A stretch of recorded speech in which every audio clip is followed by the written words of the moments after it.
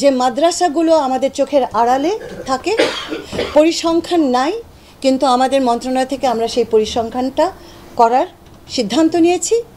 সেখানে ছোট্ট ছোট্ট ছেলেদের সেক্সুয়ালি অ্যাবিউজ করা হয় এবং সেই অ্যাবিউজের কারণে এই বাচ্চাটা তার জীবনের শুরুতেই সমান সুযোগ পায় না।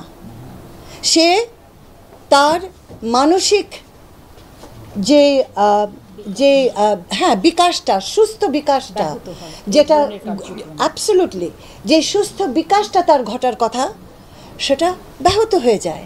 এবং তাকে সাহায্য করার জন্য তোমরাও নেই। তোমরা তো ছেলেরা, ছোট ছোট, তোমরা বাবারা, তোমাদের ছোট ছেলের খবর কি রাখছো? তোমার ছোট ছেলেটা যে মাদ্রাসায় দিয়ে দিয়েছো তার খবরটা রাখছো না। হয়তো দারিদ্র্যের কারণে রাখছো না, হয়তো বা ঝামেলা বলে রাখছো না, যে কারণেই হোক। আমাদের বড় ছেলেরা এই ছোট ছেলেদের দায়িত্ব কি নিচ্ছে? আমার দৃষ্টিতে নিচ্ছ না তোমরা।